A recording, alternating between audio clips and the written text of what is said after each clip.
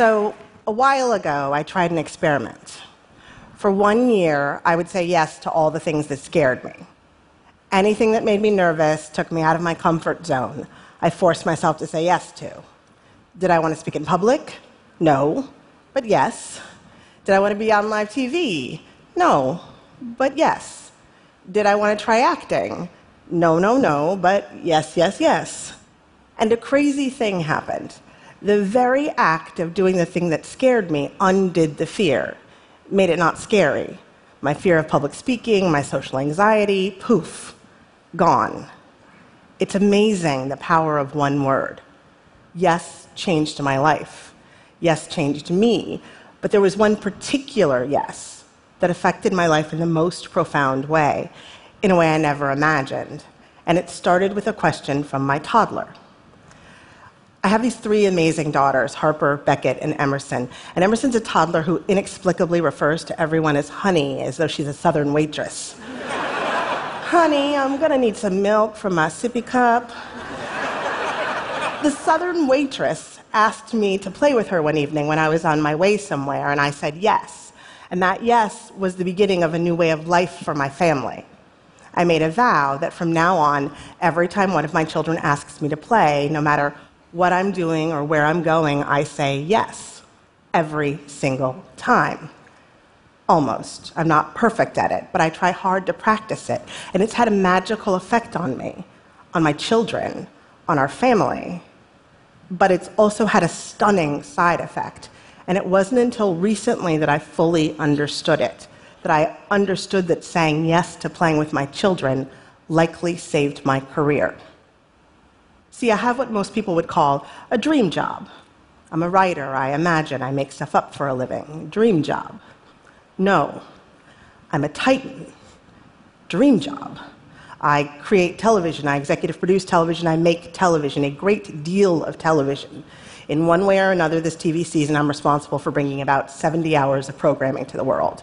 4 television programs, 70 hours of TV, 3 shows in production at a time, sometimes 4. Each show creates hundreds of jobs that didn't exist before. The budget for one episode of network television can be anywhere from $3 to $6 million, let's just say 5. A new episode made every 9 days times 4 shows, so every 9 days, that's $20 million worth of television. 4 television programs, 70 hours of TV, 3 shows in production at a time, sometimes 4, 16 episodes going on at all times. 24 episodes of Grace, 21 episodes of Scandal, 15 episodes of How to Get Away with Murder, 10 episodes of The Catch. That's 70 hours of TV, that's $350 million for a season. In America, my television shows air back to back to back on Thursday night. Around the world, my shows air 256 territories and 67 languages for an audience of 30 million people. My brain is global. And 45 hours of that 70 hours of TV are shows I personally created and not just produced. So on top of everything else, I need to find time, real, quiet, creative time, to gather my fans around the campfire and tell my stories. 4 television programs, 70 hours of TV, 3 shows in production at a time, sometimes 4, $350 million, campfires burning all over the world. You know who else is doing that? Nobody. So, like I said, I'm a titan. Dream job. Now, I don't tell you this to impress you. I tell you this because I know what you think of when you hear the word writer. I tell you this so that all of you out there who work so hard, whether you run a company or a country or a classroom or a store or a home, take me seriously when I talk about working. So you'll get that I don't peck at a computer and imagine all day. So you'll hear me when I say that I understand that a dream job is not about dreaming. It's all job, all work, all reality, all blood, all sweat, no tears. I work a lot, very hard, and I love it. When I am hard at work, when I am deep in it, there is no other feeling. For me, my work is at all times building a nation out of thin air. It is manning the troops. It is painting a canvas. It is hitting every high note. It is running a marathon. It is being Beyoncé. And it is all of those things at the same time. I love working. It is creative and mechanical and exhausting and exhilarating and hilarious and disturbing and clinical and maternal and cruel and judicious. And what makes it all so good is the hum. There is some kind of shift inside me when the work gets good. A hum begins in my brain, and it grows, and it grows, and that hum sounds like the open road, and I could drive it forever. And a lot of people, when I try to explain the hum, They assume that I'm talking about the writing, that my writing brings me joy. And don't get me wrong, it does. But the hum, it wasn't until I started making television that I started working and making and building and creating and collaborating, that I discovered this thing, this buzz, this rush, this hum. The hum is more than writing. The hum is action and activity. The hum is a drug. The hum is music. The hum is light and air. The hum is God's whisper right in my ear. And when you have a hum like that, you can't help but strive for greatness. That feeling, you can't help but strive for greatness at any cost. That's called the hum. Or maybe it's called being a workaholic. Maybe it's called genius. Maybe it's called ego. Maybe it's just fear of failure. I don't know. I just know that I'm not built for failure, and I just know that I love the hum. I just know that I want to tell you I'm a Titan, and I know that I don't want to question it. But here's the thing. The more successful I become, the more shows, the more episodes, the more barriers broken, the more work there is to do. The more balls in the air, the more eyes on me, the more history stares, the more expectations there are. The more I work to be successful, the more I need to work. And what did I say about work? I love working, right? The nation I'm building, the marathon I'm running, the troops, the canvas, the high note, the hum, the hum, the hum. I like that hum. I love that hum. I need that hum. I am that hum. Am I nothing but that hum? And then the hum stopped. Overworked, overused, overdone, burned out. The hum stopped.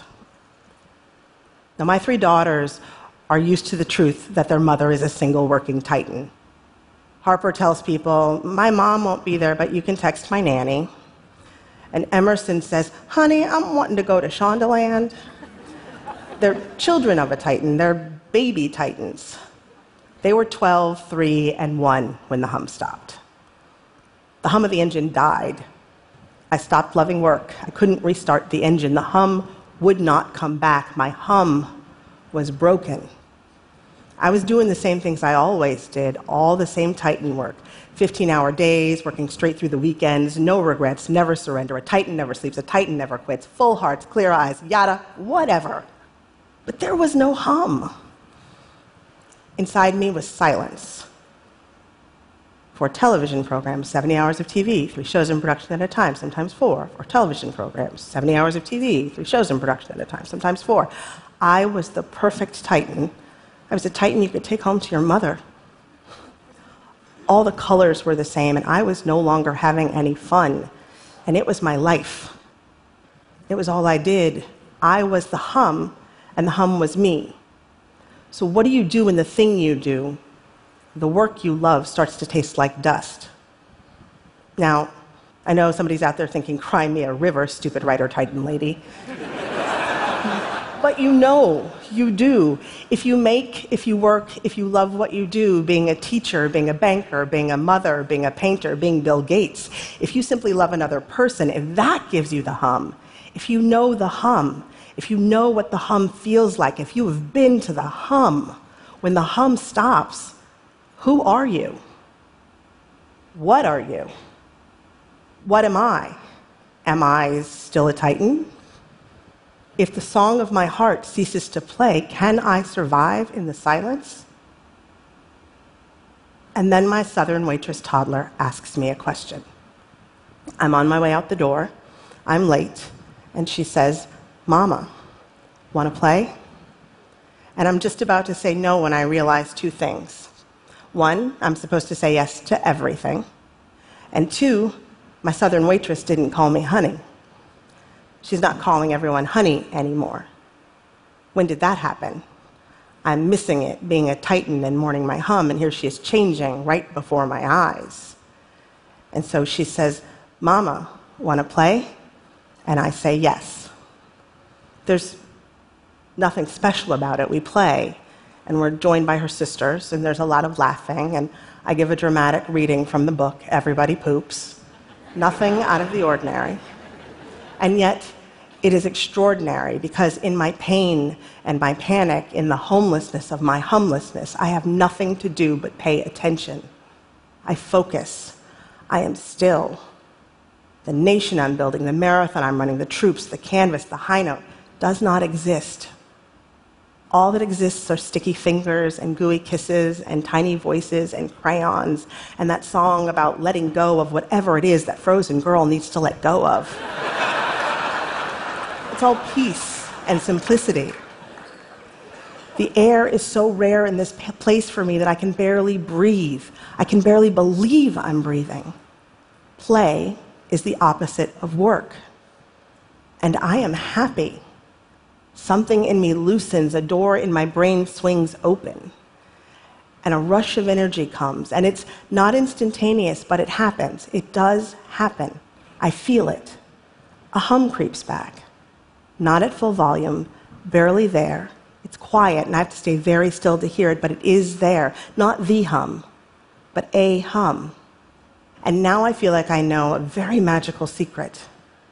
Well, let's not get carried away. It's just love. That's all it is. No magic, no secret. It's just love. It's just something we forgot.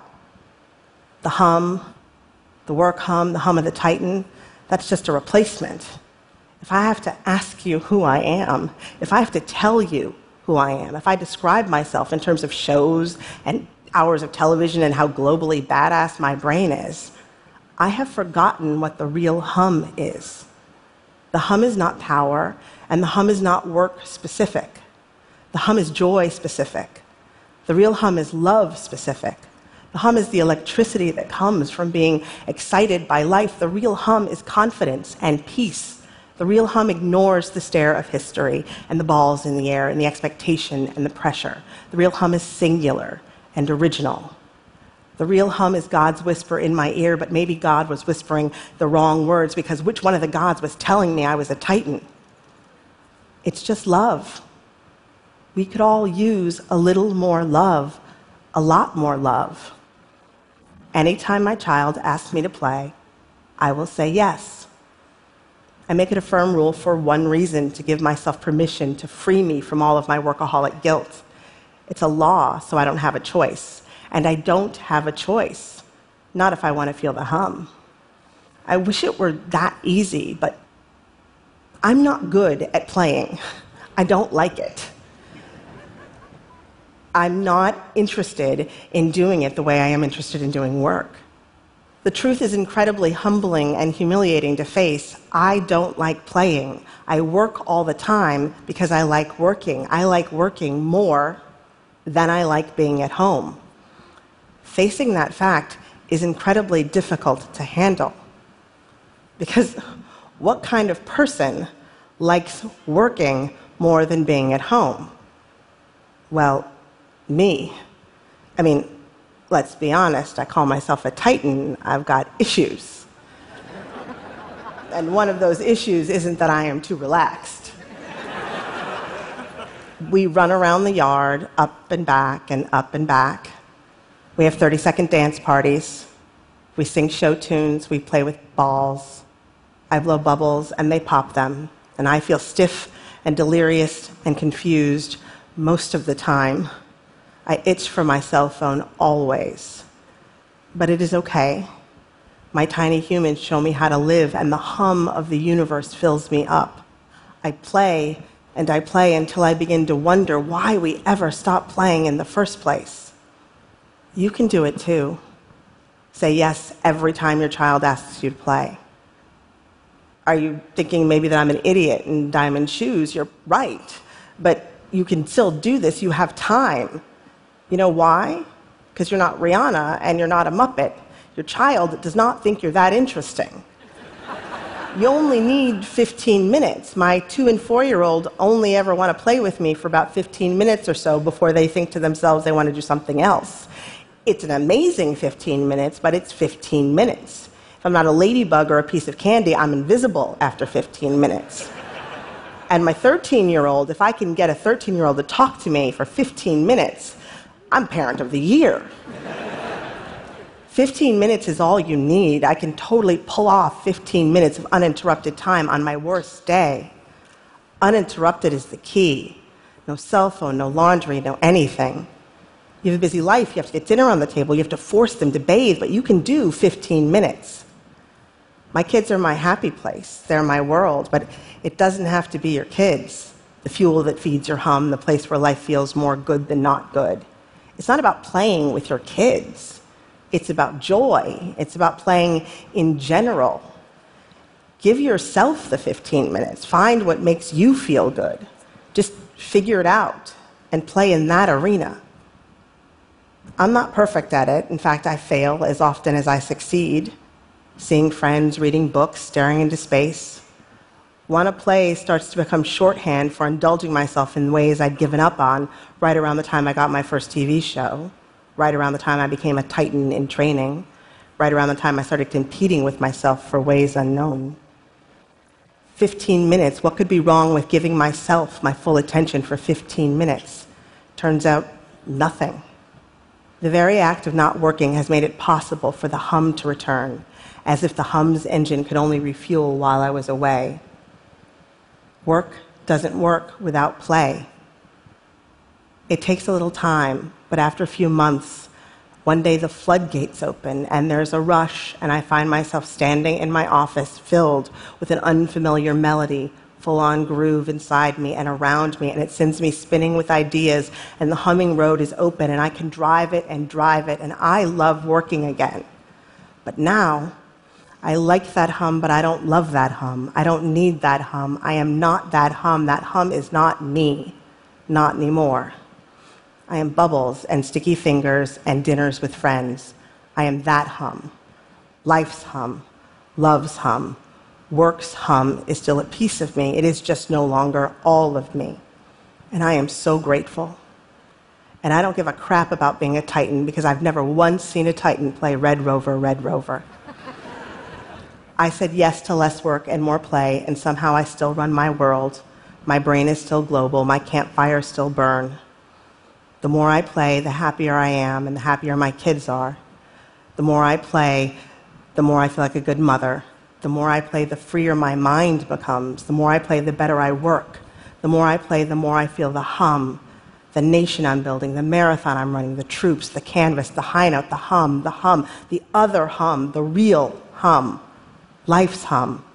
The more I feel that hum, the more this strange, quivering, uncocooned, awkward, brand new, alive, non-titan feels like me. The more I feel that hum, the more I know who I am. I'm a writer. I make stuff up. I imagine. That part of the job, that's living the dream. That's the dream of the job, because a dream job should be a little bit dreamy. I said yes to less work and more play.